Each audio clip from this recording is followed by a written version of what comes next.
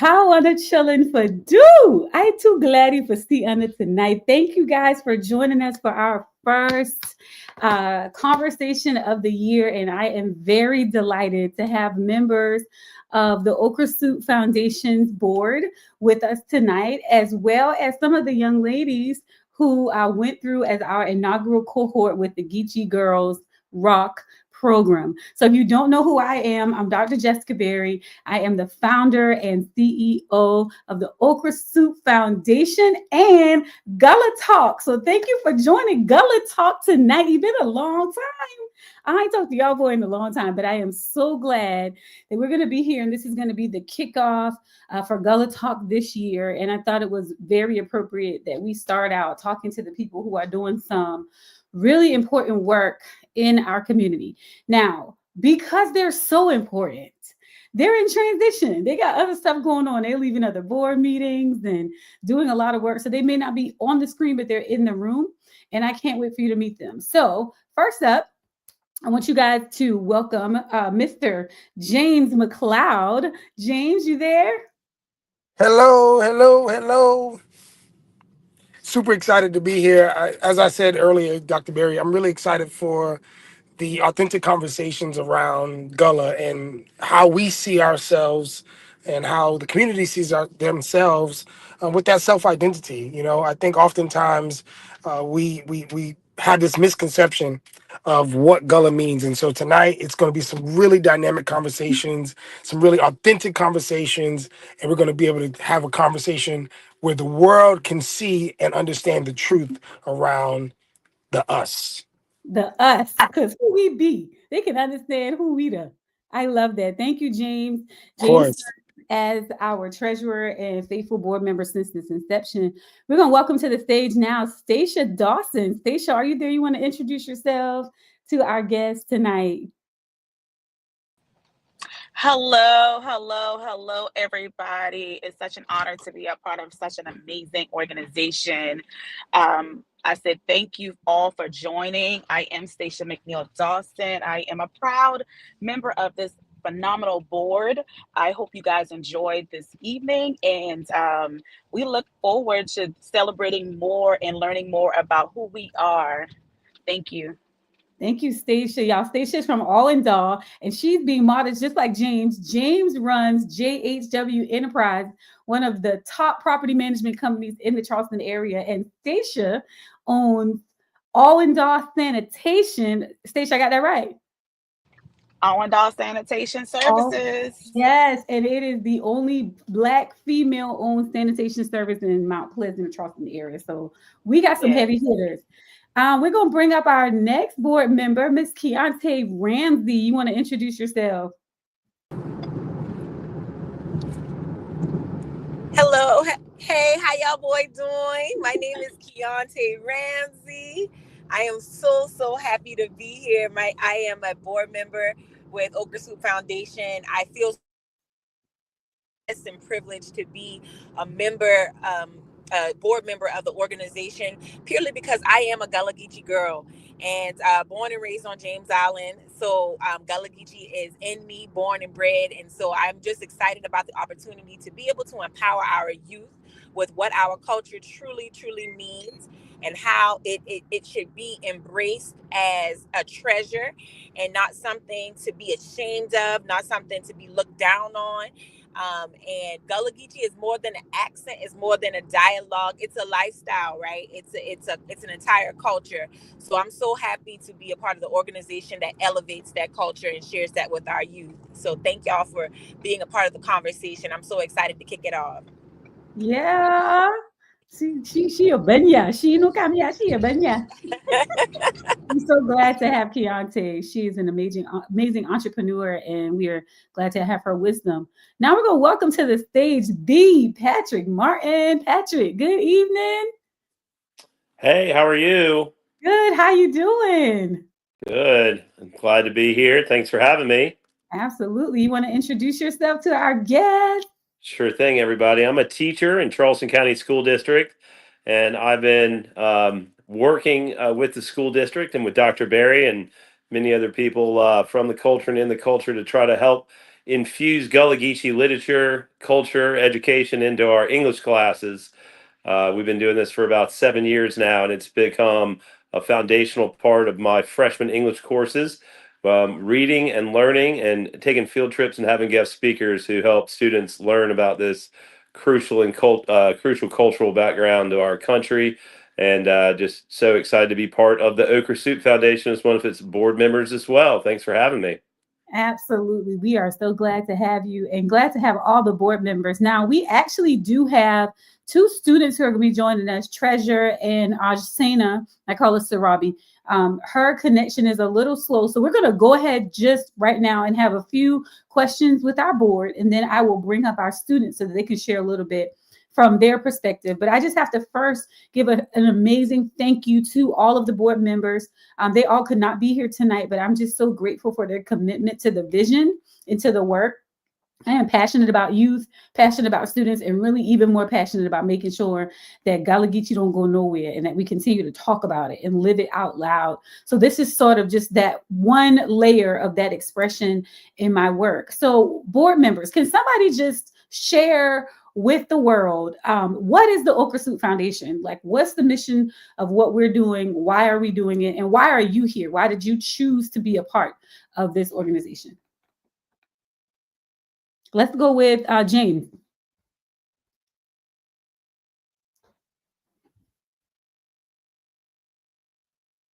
James, are you still there? All right, we're going to move down to Stacia. Oh, we got some connections going on. Hold on a second. All right, let's go to Keontae then. Keontae. Yes. So the O.K.R.A Soup Foundation, of course, it is the vision of Dr. Jessica Berry to create an organization that embraces and educates powers on the culture, with a specific outreach to the youth. Understanding that youth are our future, they're who we will build, um, future progress upon. And so in order to give our youth, especially those that are from Charleston and the surrounding areas, an opportunity to be able to get a better understanding of what it truly means to be Gullah Geechee. I can definitely say that as someone who is a Benya, um, growing up with that accent, it's kind of hard to even understand how or what you almost sometimes are made to feel ashamed of the accent, like it's quote unquote ghetto or something that people will look down on. So you need to code switch or something like that. But understanding that being Gullah Geechee goes far deeper than what your words sound like, right? And that it's about how we dress, how we live, the sense of community that's built around being a Gullah Geechee descendant. So it just truly resonated with me to be able to be a part of an organization that uplifted and elevated what it means to be Gullah Geechee, and then to support our youth in that. And then even beyond that, giving our youth the opportunity to be able to build their professional development, their personal development, their social networking, being able to build up their reputation and things like that, and exposure is truly what resonated with me and being a board member. And so I'm truly grateful because I believe that this organization is innovative. I've never seen anything like it. We have plenty of nonprofits out there that support youth, but not very many that support Gullah Geechee youth specifically. So that's what the O.K.R.A Soup Foundation has meant to me. Excellent. Patrick, you want to jump in there? Sure. So I love being part of the O.K.R A Soup project or the foundation, just because it has to do with education and part of the fact that I didn't learn about Gullah Geechee culture in school. My parents lived on Edisto Island, and there were conversations every once in a while about Gullah Geechee, but it didn't extend more than it was a people and a dialect. So when I was in graduate school, my one of my professors saw I had an Edisto shirt on. He said, "Oh my gosh, you must know all about Gullah Geechee culture." And I had to say, Mhm. "I know nothing about Gullah Geechee culture." And so he gave me a reading list. One of the books was Emory Campbell's book, and so and I was off and running. So since that moment, I've really wanted to get more information, more knowledge, and meet more people who can help me learn, and then help my students learn the things that I didn't learn. And one of the biggest things that I've discovered through this work is that Gullah Geechee is not isolated to remote sea islands. It is a foundational cultural aspect of our country,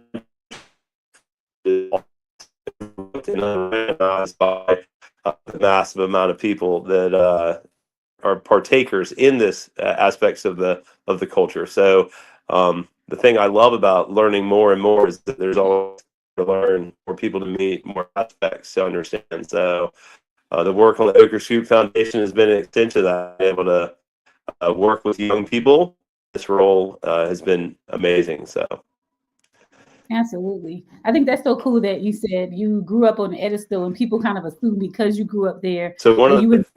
the interesting things about the O.K.R.A Foundation is Girls rock program.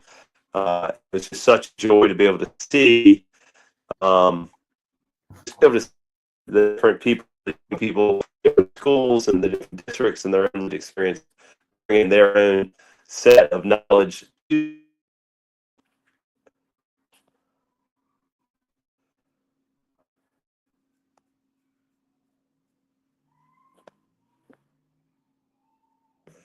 So at the end of the day, it's about working with young people and passing down the stories and the knowledge and the education that can empower people to understand where they came from and where we're going.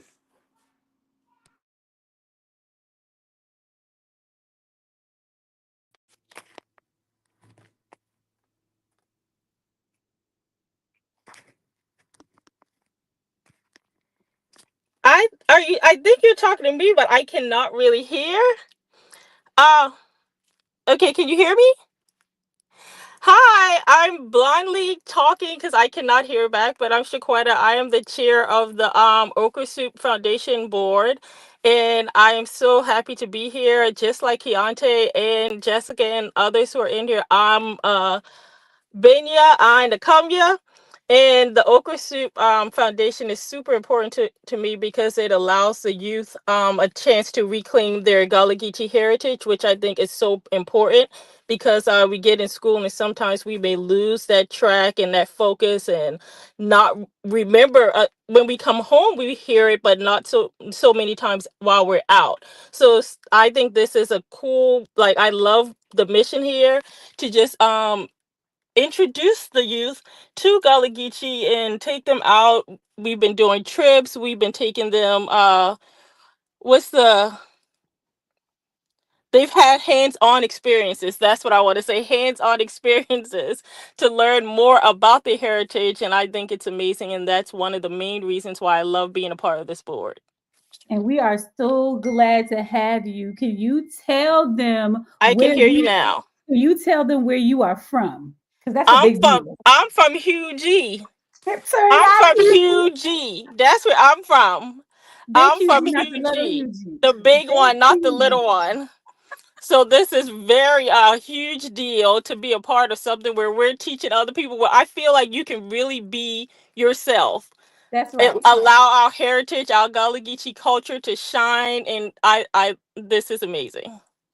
That's so good. That's so good. So, in the vein that Patrick was talking about, where he grew up on Edisto, and people kind of assume that, because he grew up on Edisto, he had to know about being Gullah Geechee or about what Gullah Geechee was, but he didn't. And somebody had to kind of slip a book in his hand so that he could begin to learn, and that sparked some interest. I want to throw a question out to our guests. When did you kind of know or learn about your identity as Gullah Geechee, and how did that impact you?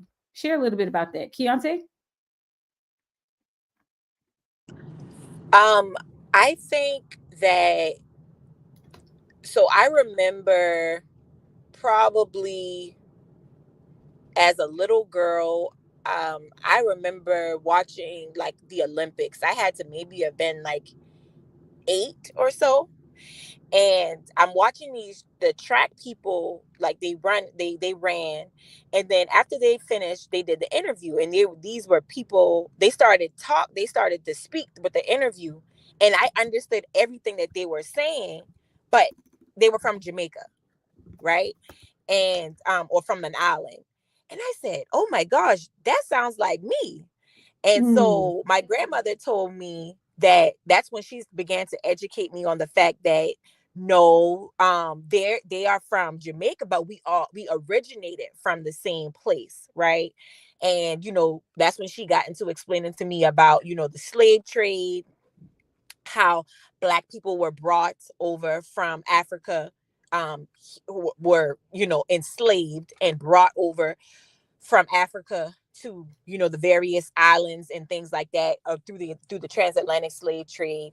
And all of us, many of us came from the western coast of Africa and were brought here, and that's why our roots are the same, so that's why we sound very similar. And then that's when she began to educate me on like our culture, the foods that we eat, and some of the things that were brought over, like why rice is so important to us and why we ate rice with almost every meal. And that's when she also educated me, about conch stew, and Yeah. about okra soup. And when she talked about okra, okra is not originally from America. That's something that we brought with us, from Africa. So as she began to explain that to me, it started to make more sense. And that's when as I got older, I started to realize that it's definitely more than just an accent. It's more than a language. It's absolutely a heritage, a Hmm. lifestyle. No different from somebody. And as I got older, I started to realize there's beauty in our dialect, right? That's initially how people kind of see us first, right? They identify us by how we speak, um, and then maybe like how we dress, how we and what we eat.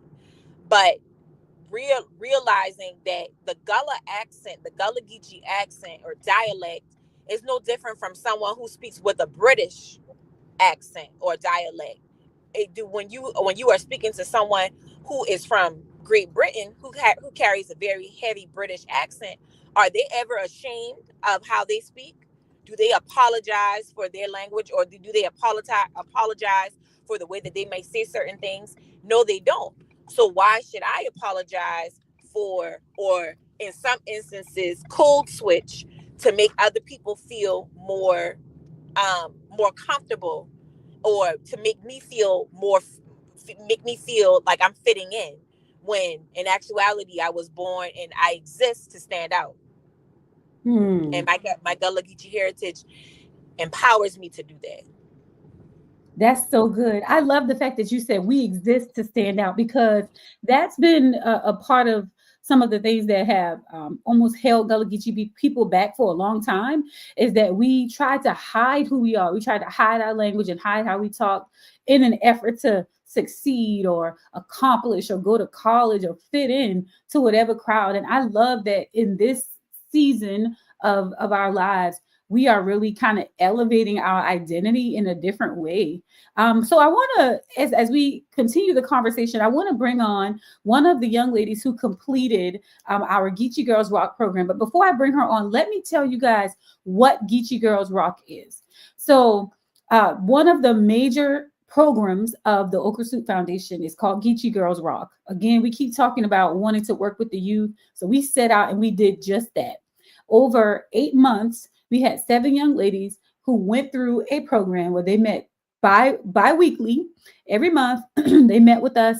We had virtual sessions. We took them on experiences to the Penn Center. We did McLeod Plantation. We had sweetgrass basket making classes.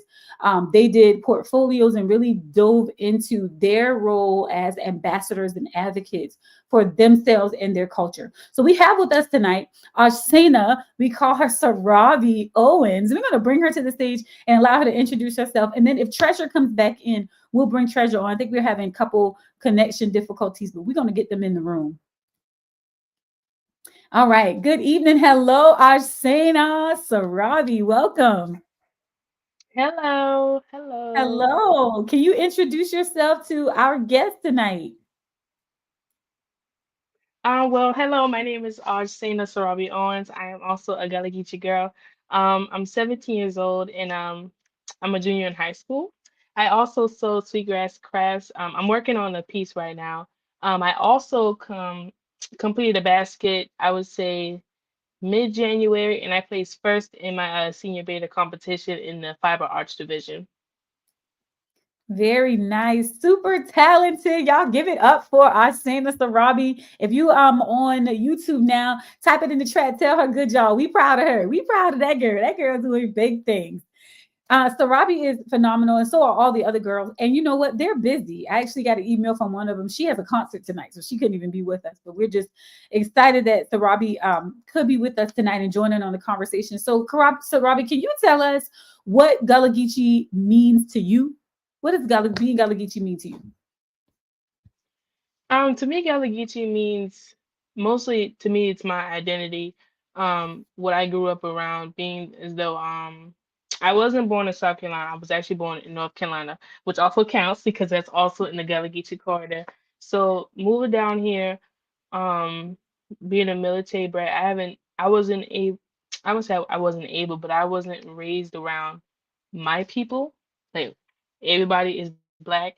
So to me, it was kind of different at first, but it was easy for me to adjust being a 4-year-old. So of course you four, so of course you looking around like, okay, there's people who aren't, Mexican, mixed with age and all kind of stuff. So once I started to adjust and I started hearing people speak a certain way, then I was like, okay, I didn't really get to. I wouldn't say I didn't understand my culture until I was about 12. I didn't Mm, under, it was kind of all, to be honest, I didn't really adjust to my culture until I came to this program. I didn't really mm. understand. I was very uneducated until I came to this program. So my Wow. culture to me is still kind of adjusting to my identity just a little bit. Yeah. Yeah, and that's okay. And that's one of the things I love, and that's the reason why we created this space is because sometimes when we don't talk about it. So let me back up just a little bit. I grew up in Hughie. I went to Keene Hall. If anybody on from the little country, y'all know we country, but nobody really talked about being Gullah Geechee. That wasn't a part of conversation. That wasn't a part of our we just didn't talk about it. We just did what we did. We engaged in the traditions of being Gullah, but we didn't actually own that identity. So it took me a long time and really going through undergraduate, graduate study, doctoral study to really come into this full kind of understanding of number one, who I am and what that means. And then what does it mean for me to be an ambassador and to like hold on to that. So Sarabi, I'm saying all of that to say you're not behind. And I'm so glad that you were a part of this experience to kind of be a catalyst for you digging into your identity. And I know you're making the basket. That is amazing. And that's a beautiful way for us to preserve a lot of what Gullah Geechee is. So thank you. Thank you for being a part of this group. And I got more questions, so hang tight. I want to welcome to the room Treasure Washington. Treasure is also one of the young ladies who completed Geechee Girls Rock experience. Treasure, hey lady, you want to introduce yourself?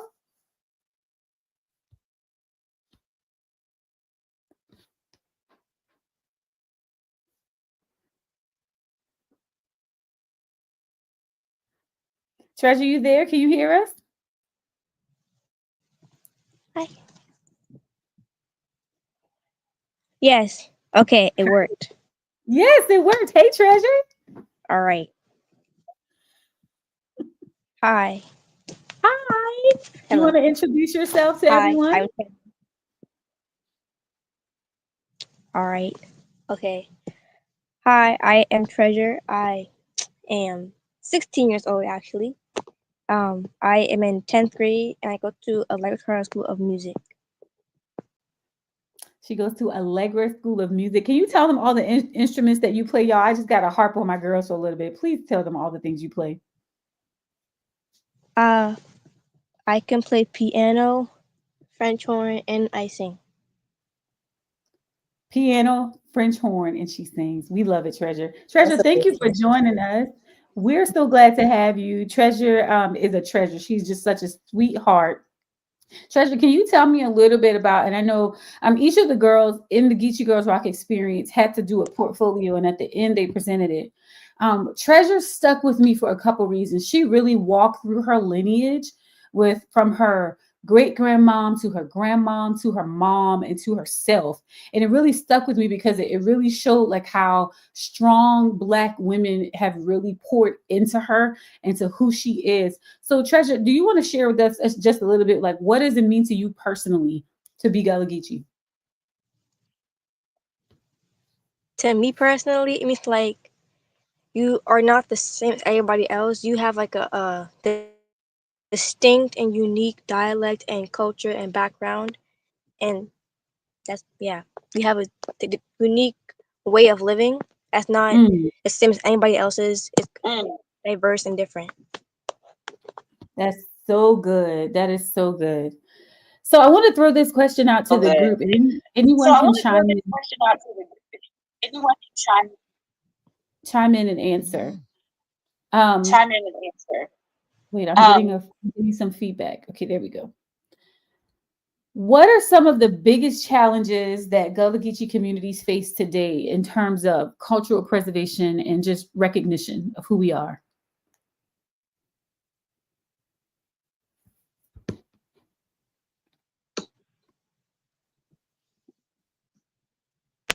Because my Wi-Fi acted up, think so you kind of broke out at the so end. you kind of look at it. Okay, I'll say it again. What are some of the biggest challenges that Gullah Geechee communities are facing in terms of cultural preservation and recognition? What are some of the biggest challenges?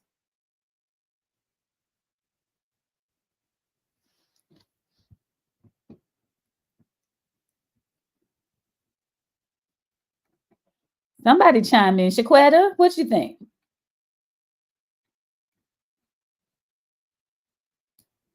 Oh, I'm sorry. I'm here. Can you hear me? Yeah, I can hear you.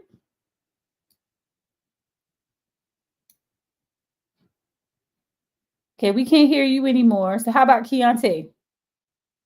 Hear me now? Can you hear me? Yes. Okay, I think we face some things we face are like his cultural pressure to like us, well, no, the pressure to assimilate into different different cultures and leave ours behind.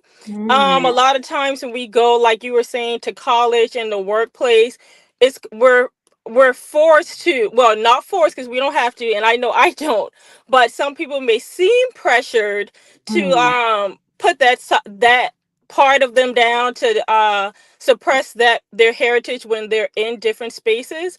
So I think that's something we face, is that we could be losing, shall I say, recipes, or losing how we move in our space, kind of to it, so we don't offend anyone. Which mm, that's why I think what we're doing is so important, because we're letting everybody know that we don't have, this is not something to be ashamed of. This is us. This is who we are. So I do think that's something, that a challenge that we are having, and I do think the okra soup is working to combat that. mm. So if I understand your question, because you were breaking up on the end, but I know I heard something about the pressures we face, if I understand what you were saying. Yeah, that's a great answer. Does anybody else want to chime in on that?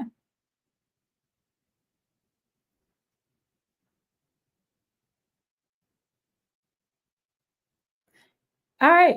Oh, I think I see Keontae coming on.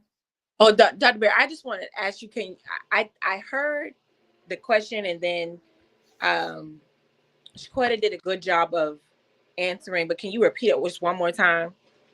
Yeah. So, what are some of the biggest challenges the Gullah Geechee community faces today in terms of cultural preservation and recognition?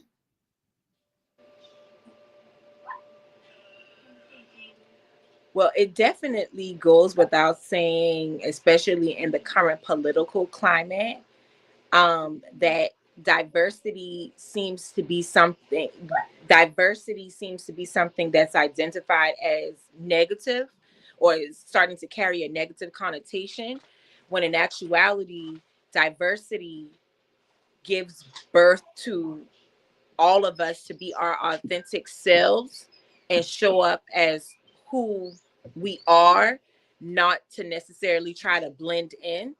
And as I said earlier, um, we are created to stand out, to not to be the exact same. If that was the case, God would have literally created a cookie cutter version of one person and repeated that over time.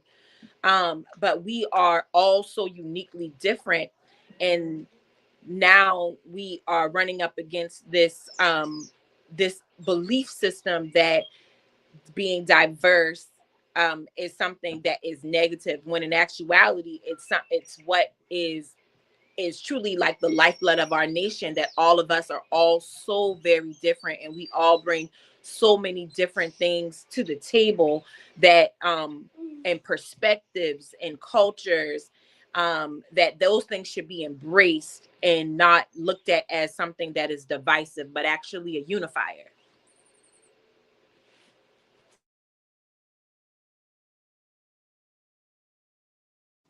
That's so good. Absolutely. It should be Oh, a and unifier. And I think one of the things about Gullah is that it's always sort of been that unifier. Like our culture, we come together over food. That's one of the things that we come over with. One of my favorite Gullah traditions is a good old crab crack or a good old oyster roast. Because what does it do? It brings the entire community together over the table, and we get to talk about the things that are happening. What might be some other Gullah Geechee traditions that you all enjoy that we continue to participate in, that's keeping the culture alive?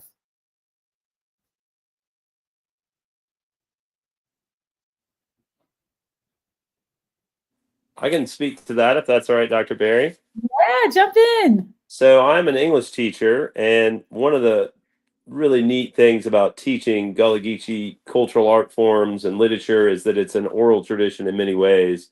And so I teach at Charleston County School of the Arts. And so I have students in Charleston County, a county where our school district spans 100 miles.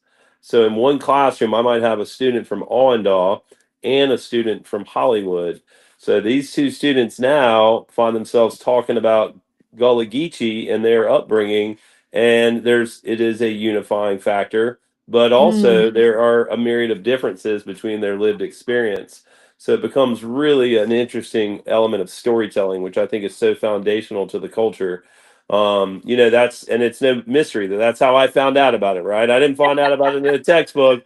I found out about it by sitting in conversation and breaking bread with people, and that's where I've learned most everything I know. So we try to continue that on in the classroom, and there might even be some food on some days too. We haven't brought crabs into the classroom yet, but we have brought in some red rice. Well, I think it's time for some fried crabs on down in the classroom. And I was just gonna say how Patrick said storytelling. That Yeah. is a big part.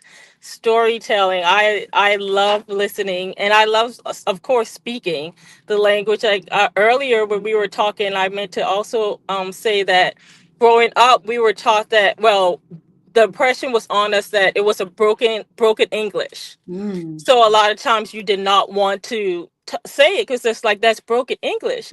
But now that we grew up, and I think back to old times, I'm like, oh man, I love it. Like you got your Hanny and your Kimball, you got to get up for a day clean, and I'm like hearing this now, and I'm like, Yeah. yes, yes. Now it all makes sense. And I'm free to say it and not be like, oh, I can only say this at home. No, I can Mm. say it anywhere. So that's just something I also wanted to add as well. And did y'all hear the excitement in her voice when she switched over? Because listen, it's something about being able to use your home language without shame. It feels so good to just get excited. And one of the things about Gullah, I feel like we have been bottled up. We've been like kind of crouched over, silent, and not ready to just use our language. So that just brought me so much joy. And I'm glad you guys talked about storytelling, because that was actually one of the questions that I had, was like, what is the role of storytelling in our culture and how it's passed down through generations? But before y'all answer that question, we're going to bring up one more of our students who came through the original cohort of Geechee Girls Rock, Miss Gabby Chinnis. Welcome, Gabby. Hello. Hello. Can you introduce yourself to our guest tonight? Yeah, of course. Oh, my camera's not on. Hang on. Hi. Okay, Hi, my Gabby. name is my name is Gabrielle Chinnis. I attend Charleston County School of the Arts, where I am a senior strings major and I play the violin. Yeah. And she has her own business. Don't be shy. Okay. Yeah, I have my own crochet business. It's called Cloudy Crochets. I make little plushies, hats, and stuff like that. You see how creative these churn is? These churn is creative. And they get that from, they got Geechee, and we just are naturally creative. When I think about some of the traditions that we keep, not only in the language, but like the sweetgrass baskets that Sarabi makes, the crocheting that Gabby does, the quilting, the music. It is Gullah Geechee down to the socks, and I love it. We kind of touched on storytelling. Anybody want to share any more about storytelling while we on that topic? I think I just wanted to say, like, with the storytelling, that oral tradition just dates back so far. I definitely, I I think the oral tradition dates back to before our ancestors even reached these shores, right? Um, writing and writing and things like that just weren't a part of our culture necessarily, to write down our histories, but it was more or less passing it down by way of oral tradition. And so now and then back in the day, as time progressed, you had us telling our stories over fire camp and things like that. And I think that part of us losing the the gift of oral tradition and storytelling has been lost because we have neglected our elders. Mm, Do we get those stories from? But the older folks who lived it, right? that's it. Having to go back to our roots in a sense, and sit at the feet of our elders is how we'll be able to kind of reignite that. And the scary part of it is that our elders are leaving us. So we have to do this. This time is of the essence, and we have to Mhm. sooner than later in order to really truly get those stories and get those etched in our minds so that we can then pass them on to our children.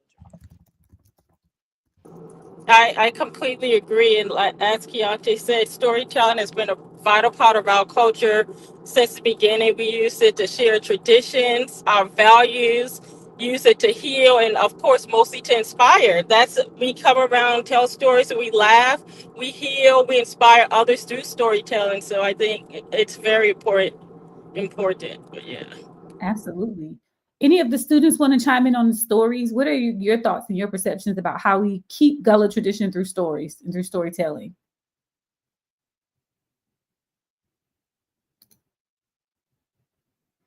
I'll say something. Sure. Go for it. When I was younger, well, I still hear stories now and around the house, but especially when I was younger, I would listen to the grown people talk, and they would just reminisce and tell stories about how they used to be back in the days and what they used to do and how they used to cook and how they used to act when they were younger. And I feel like that tradition is just so it's so loving. It comes from the soul, and I just really appreciate that, and to have it in my life and to hear how they used to act or what they used to do and how things were different is a very vital part of people's lives, and I feel like people need to hear that. Absolutely. I love what you just said. People need to hear that. And I want to encourage those of us who are on, anybody who might end up watching this stream later.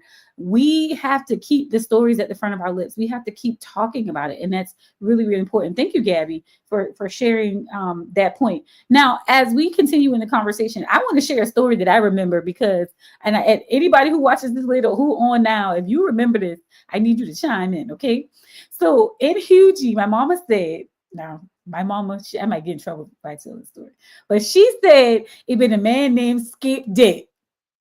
And I just remember them telling this story, and they said, Skip Definitely Dick. remember the story. You Okay, remember the continue. story? Yes. Say he died. They had a funeral. They buried Skip Dick. Then somebody went to the graveyard to visit Skip Dick, and he been beating on the casket. And he was not dead. The man ain't been dead, and he get up and he lived years and years later. He would walk up and down the road, and when people would ask, "Who is that?" they say, "Skip death," because he escaped death. I'll never forget the story. I don't know how true it is, but yeah, got a story for sure out of Hugie. And that's the other thing. If I wasn't in grown folk conversation, Gabby said it really well because we were also kind of in Gullah communities as children told to stay out of grown people's conversation for a good reason because there's some things children can't hear. Remember, little put you got big ears, right?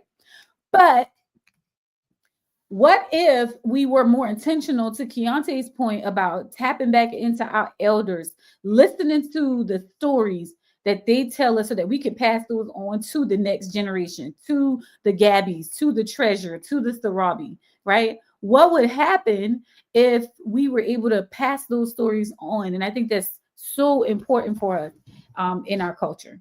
We got a few people coming back on the stage. Welcome, y'all. Welcome back. Welcome back. So I want to ask a little bit more lighthearted question. If you could choose only one Gullah Geechee dish to eat for the rest of your life, what would it be and why? Help me out. Treasure, what would be your dish?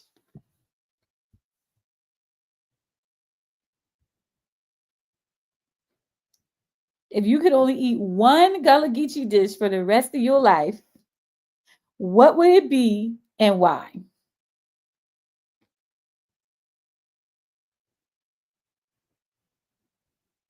I'm going to give Treasure some time. Sarabi, what's your dish? Oh, automatically okra soup and rice. Now for breakfast, I know I go with my shrimp and grits. Okay, okay. Definitely okra soup and rice. Breakfast shrimp and grits. She gave us two. How about Shaquetta?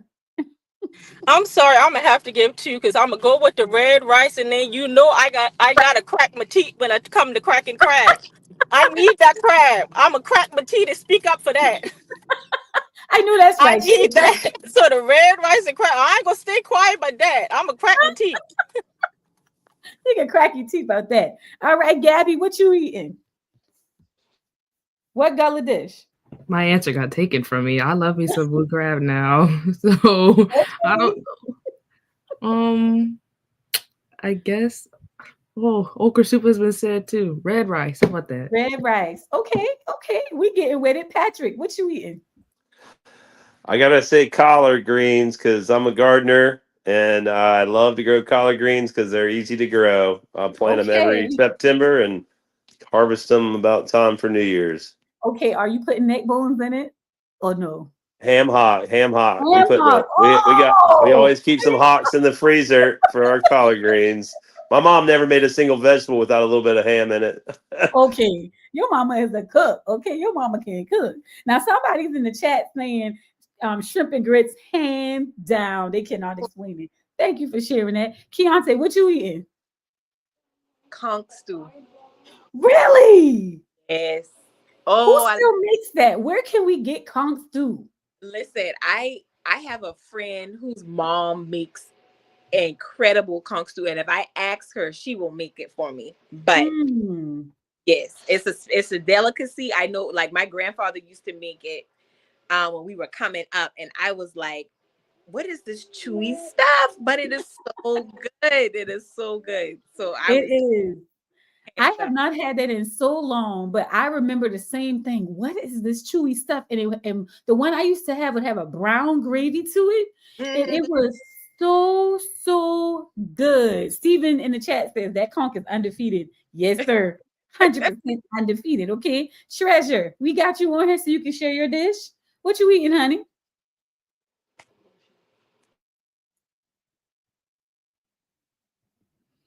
Treasure, I don't know if Treasure can hear us, so I'll share mine. If anybody knows me, they know I love me a good blue crab here. Okay. Blue crab and yes, okra soup. Of course. Those are my two favorite dishes. Okay, can somebody share with me a fun or quirky Gullah saying that always makes you smile when you hear it? Sarabi.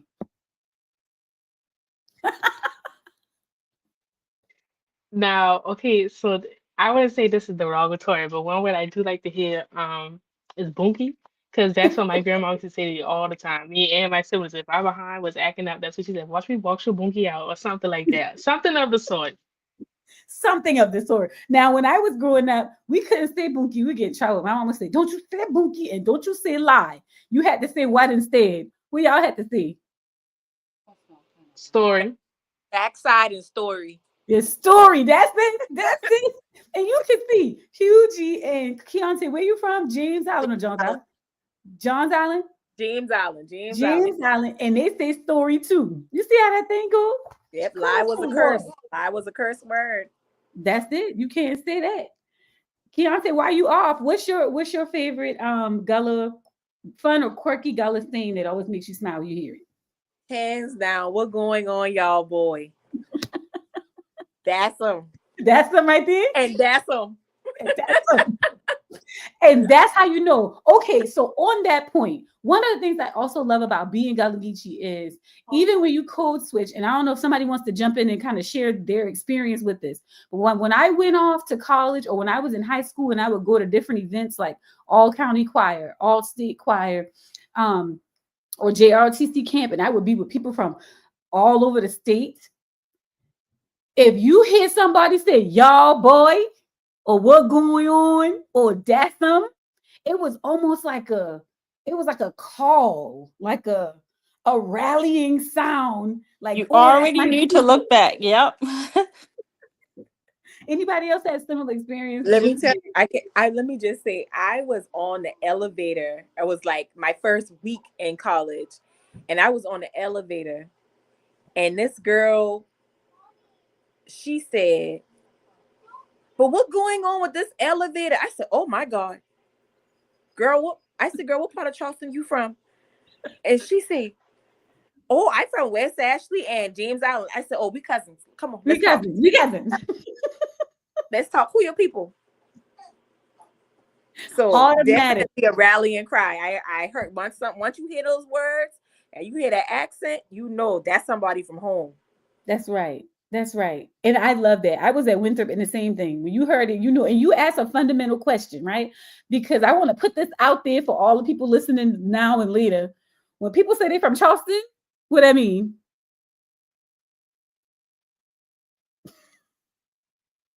Keontae said it because she said, "What part of Charleston you from?" Because we got to say that piece so that we can then go a little deeper. Who your people? Who your past? That's right. Because you got to kind of parse that thing out. When you don't know nobody, you be like, "I'm from Charleston." You just kind of keep it like that. But once you know that they know, then you can really dig in a little deeper about where you are and who your family is. Fact. Okay. Does anybody have what's something about Gullah Geechee culture that might surprise people who aren't familiar with it?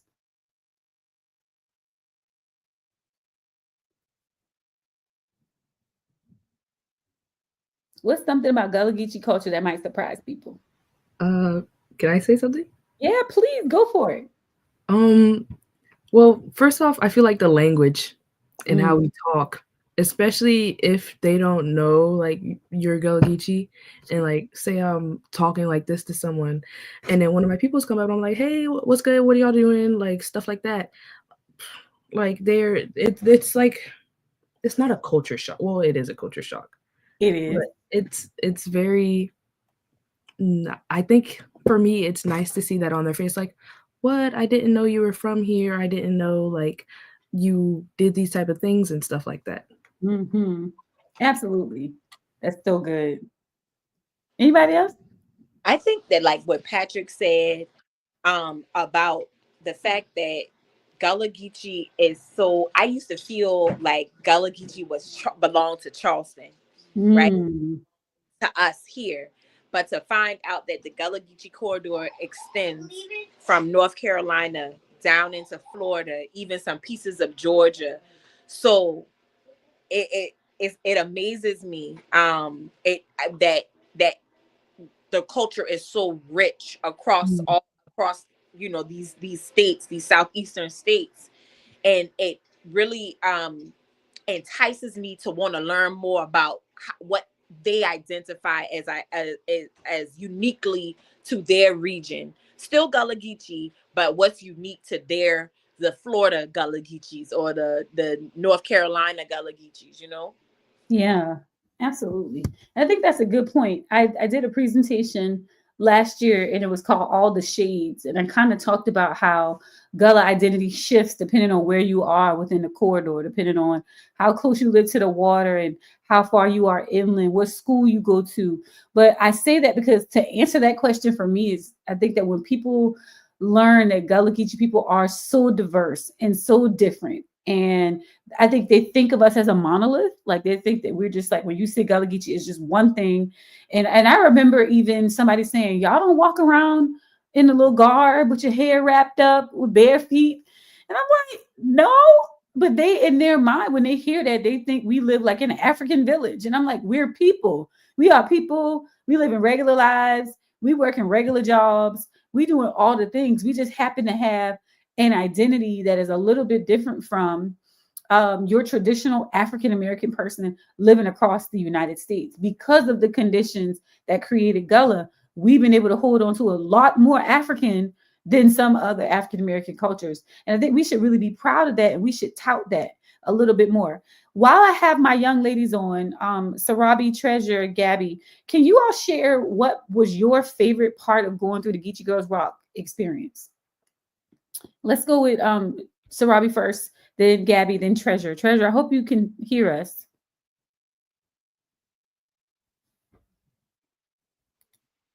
My favorite part about the Gullah Geechee Girls Walk program, I would say it would have to be either the McCloud Plantation tour or the St. Helena Island tour, because before I started learning more about my identity, I used to be like, yeah, I'm Gullah Geechee, but I don't really speak the dialect like that. Only to find out when we got to St. Helena Island, they had a sheet of paper with all the dialects and all the words. And mom was like, Swabi, look at this. And I said, hold up, we see all these words here. I said, oh, I do speak the language. Oh, okay. Because I know I have the accent, but when it comes to saying like rest your mouth or something like that, it never really came to mind that I actually speak the language.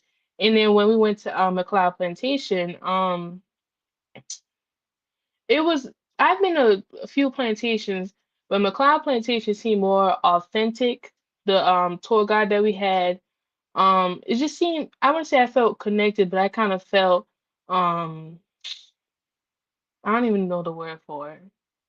But it was just something about McLeod Plantation that made me resonate with my culture. It was just something there with all the names, with the fingerprints on the bricks, the cotton, the tree that we took a picture by with the strange fruit and everything. It seemed more authentic. Thank you, Sarabi.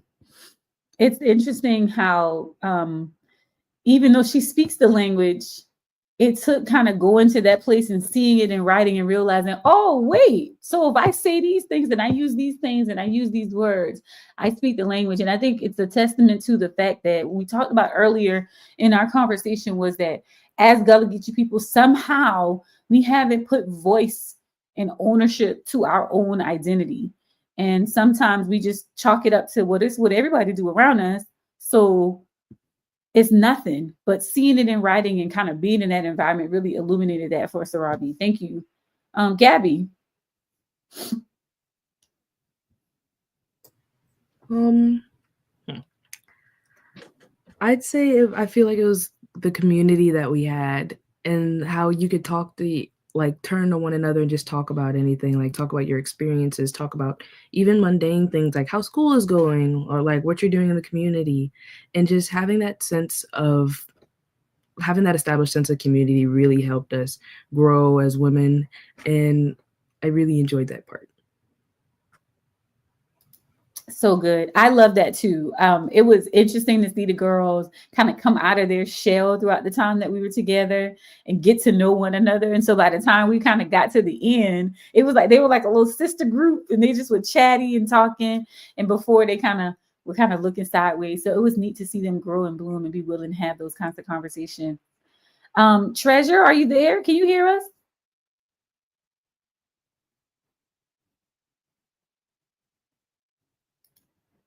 I'm not sure. Treasure can't hear us, but I want to share though that as the girls went through when they did their portfolios, like I was blown away I by their work. was blown away by the Treasure, do you have me on two computers? trust. You have me on two computers. No, on my phone.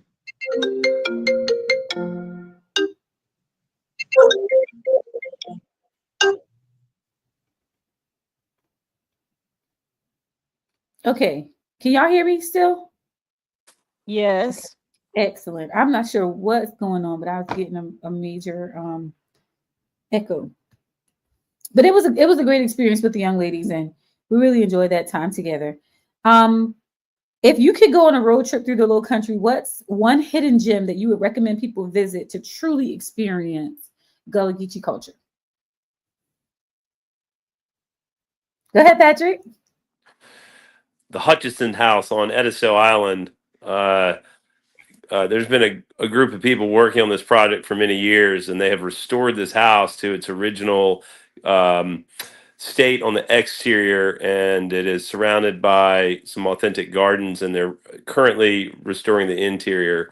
You have to ask really how to get there because it is off the beaten path to say the least, but it is Mhm. really in the it's just such an amazing part of how Edisto is doing this one small thing to preserve the Gullah Geechee culture from that time period. So the Hutchinson House on Edisto. Hutchison House. Nice. I would also say the basket weaving stands, like go to those individually. Um I'm not saying not the market per se, being like how we see them on the side of the roads in Mount Pleasant, stopping out there and talking to the people who are making those, and just they'll be able to tell you a lot more, and you can really hear the Gullah Geechee coming out like. And this also goes to the point earlier I meant to say, a lot of people may not realize that a lot of what may seem like as art in our cultures was actually products of necessity, like making cast nets. Our ancestors needed those for fishing. The basket, we needed those for agriculture and to collect food or whatever like that. And textile arts that we made, people may now hang in their houses. That we used those for clothing and warmth. Like that's how those things came about and assimilated in the Gullah Geechee culture. So I think it's super important. A place to visit would definitely be those stands that have been around for years. Oh yeah, that's wonderful. I'm glad you brought those up because in Mount Pleasant, growing up, they were all down the street all the time. They were full. Like you could just Yes. go and stop. And as there's a lot of gentrification happening, a lot of people are moving into the Low Country area. They're buying up the property. They're building subdivisions. We somehow are beginning to lose some of those more authentic Gullah Geechee things, like the sweetgrass basket stands. I want to ask one more serious question, just kind of in that vein, but like how do we or what how do we continue to advocate for preservation of some of the things that we're losing because of like gentrification, land loss? What are some of the ways that we can advocate to continue to preserve Gullah Geechee from that perspective? Something we're doing now, educating others is a big priority. That's I think that's the main thing we can do, about the importance of the culture, the importance of keeping preserving the culture, as you said. What we're doing now is a big part of it. Education, especially because we can't really actively get out there and be like, oh no, don't tear this down or don't move here. But the more we educate, the more we can get the message out. Absolutely. Education is important. Having those conversations. Active participation in the community as well. Hmm. Hmm. Create more media streams. Somebody's dropping some gems in the chat. Thank you. Absolutely. Get the word out about who we be. Crack we teeth about we. Support cultural organizations like the O.K.R.A Soup Foundation. Yes. Yeah, because we been, yeah, we ain't going nowhere. Yes. Absolutely. That's so good. So, my last question as we wrap up for my last two questions. How do you see the future of Gullah Geechee culture in 20 years? What steps can we take to ensure its preservation and celebration? I want to start with Gabby on that question. How do you see the future of Gullah Geechee from your perspective? I want to say as long as we educate each other and have each other's backs throughout this entire process, the history of Gullah Geechee would and should still live on, and it should prosper and it should grow, and more people should learn about it, and more people should interact with it, regardless of race, regardless of if you are Gullah, if you aren't. You just need to learn about the history behind it and try to make sure, and like it was said before, and keep telling the stories behind it as well.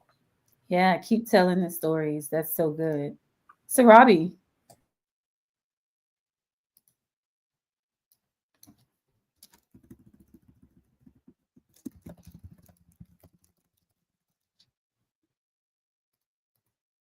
I think she might be having some connection difficulties. Treasure, how do you see the future of Gullah Geechee culture in 20 years?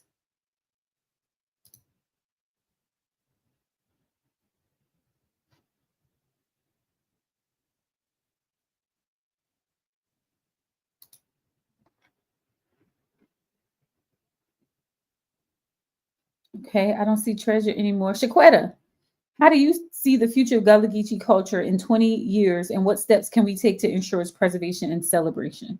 It in 20 years, like just like I said, if we continue to educate, continue to push organizations like ours and others out there, I do feel like we will see a greater focus on youth engagement as we are have here. I we cannot stop gentrification and like the coastal erosion to the physical land. That's not well, we can work to stop it, but I can't say I'm hoping to see in the next 20 years more youth engagement, revitalizing the community, by teach like as we're doing here, by teaching more about our food, our music, our language. That's where I hope to be in 20 years. I hope it doesn't well, it won't. I'm speaking that it won't because we're working to preserve it. It will be going strong.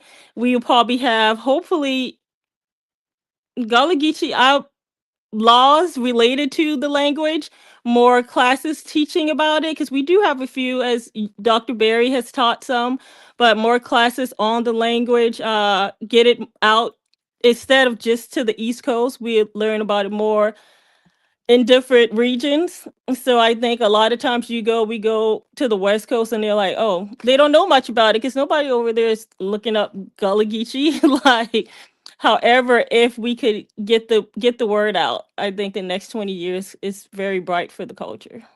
Absolutely. Absolutely. Patrick,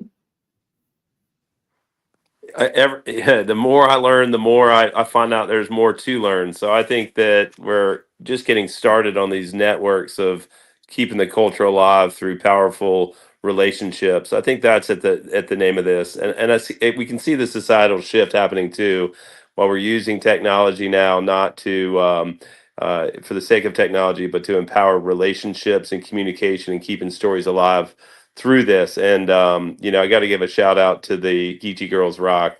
The future, when you look at these young women, the future is very bright and the culture is very strong. And I feel very fortunate to have learned from them through their experiences. And so, yeah, I'm very hopeful. Wow, that's so good. In the chat, Charles Ray Long says it would be great for the young to integrate it in the music and film to propel it further. I love that point. We have musicians on here. Treasure plays instruments and she sings. Gabrielle plays the violin. Arsena's the Robbie. She sings as well. It would be amazing to watch our young people take that Gullah Geechee music tradition and integrate it into that, put it in the film. So I'm excited about what the youth and the young people are going to do to help Gullah continue for the next 20 years. Keontae, what is the most important thing you want the world to know about Gullah Geechee people? Um, I guess one of the most important things that I would want people to know about the Gullah Geechee people is that despite the circumstances in which we were brought to this country, we remain an integral part of the foundation of this nation, especially this city. And when you think about the fact that uh, close to what, almost 40% of the Africans that came into this and to this country came by way of Gadsden's Wharf. This was the entry point for a lot of our ancestors, for African, for Black people across the entire country, right? So for people to truly understand that Gullah Geechee culture is foundational to this nation, and that because of that, it should be revered no different from how we celebrate the 4th of July as the Day of Independence, you know, from our country's independence, right? Um, Gullah Geechee culture should be revered in that type of way. So I'm truly hopeful that as we continue to educate and empower other people, the youth and things like that about it, it becomes just as well known as any other culture. But more importantly, because it was built on the backs of our ancestors that established Gullah Geechee culture here in America. So that would be it for me. I Absolutely. think, let me just chime in. I think Bo Matthews in the chat said it amazingly. Hunter Binya and Honey ain't going nowhere. We've been here. We here to stay. Been here. We been here. We've Said been it here. perfectly. Said it That is perfectly. perfect. And that's the tagline for Geechee Girls Rock. We been ya. And we wanna push that into our youth. That the way they speak, the way they eat, the way they commune with family, the way they talk, the way they use their hands to make the baskets and cook their food and play these instruments is not by happen chance. They inherit this in their DNA, in their bloodline, all the way from Africa, and it's been preserved across generation to generation. We been here, and it's gonna be these young people that ensure that it continues. So every opportunity that we get to get them on a Zoom, get them in a room, take them to a place where Gullah Geechee people were and have been and are and have them talk about their identity is crucial for Gullah to remain and continue for the years to come. But also, and I keep coming back to this, I don't know how this ended up being a tenet of this talk, but I'm glad it did. Tell we story. Talk about who we are. It's in the stories, it's in the conversations that people learn about who Gullah Geechee people are, what we mean to the fabric of the United States of America. And if we don't say it out loud and if we don't own who we are and stand up and stand tall and stand proud about being Gullah Geechee, then they can race we, they can want we to go away and they can't. So it is important that we continue this work. Shaquetta said it earlier that we support other entities that are doing work. So I want to just take a moment to uplift the Gullah Geechee Nation with Queen Quet. She was one of our speakers. She was one of our major donors. She came to our event and really poured into the young people. And she's been doing this for a long time. Before it was cool Before we got social media platforms for Gullah Geechee, she been down there on St. Helena Island doing the work. And there are several others that I could shout out. Also want to uplift the Gullah Geechee Cultural Heritage Corridor, a federally funded entity that is doing the work to preserve Gullah Geechee spaces to uplift our culture and uplift our people. Chef BJ Dennis is doing his thing in preserving the foodways. You got Miss Anita Prather, who is doing her good thing with the storytelling, continuing those traditions. Ron Days with Gullah Gullah Island, and now his son Simeon is reimagining that work. There are so many more that I could talk about, but let's tap in and let's tap into the O.K.R.A Soup Foundation, because the O.K.R.A Soup Foundation is doing something innovative where we are grabbing the hands of our youth and we saying, we been ya, we ain't going nowhere, and we're going to drop into you all that we know, and we want you to go out, learn more, take it out, and share it into your community. So the work continues. I'm so blessed to be able to work with this board and to work with these young women. I can't wait to see what they're going to do in the very near future, as they continue to learn about their identity and who they are and how they tap into the ambassadors that they are becoming. So as we round out and as we close, I want to bring your attention to a few important things. House Bill 3370 is out there. It is a bill to amend the code of law to make Gullah Geechee a official language of the state of South Carolina. You may not know that it's there, but I challenge you to go out onto the House of Representatives website, take a look at the amendment, and really dive into what this would mean for Gullah Geechee people. I think it's important that we know that it's out there and that we tap in. If you know of a young lady in high school, 9th through 12th grade, who wants to plug into Geechee Girls Rock, head over to OKRASoupFoundation.org. There will be a form there that they can fill out to give us their information so that we can plug them into our database and invite them to upcoming events. And speaking of upcoming events, on March 22nd, we're going to have our first official Geechee Girls Rock in-person meetup over some coffee. We're going to head over to Odd Duck in North Charleston. And I can't wait to see you all. Send some young ladies out there to make some noise with me, even if they don't know they Gullah Geechee yet and they just want a space to fellowship, a safe space. They are welcome to join us. All of this information will be on the OKRASoupFoundation.org. And if you want to stay in touch and stay connected, you can follow the O.K.R.A Soup Foundation on Facebook, on Instagram, join our website so that you can stay up to date on all the great things that are happening with our organization. I hope you guys enjoyed the conversation tonight. Thank you to our special guests, Keontae Ramsey, Patrick Martin, James McLeod was on, Stacia Dawson, Board Chair Shaquetta Richardson, Gabrielle Chinnis, Treasure Washington, and Ash Sanis, the Robbie Owens. I thank you from the bottom of my heart for joining tonight. To all of our guests who joined us in the chat, thank you for your contributions. I enjoy reading everything that you shared. If you are joining us later, I want you to hit the like button and subscribe so that you can join me again live on Gullah Talk as we continue for the rest of this year. Thank you for having to join. We did for Crackly Teapot. What Gullah Geechee is. We can see you on the next time. Bye, guys. Bye.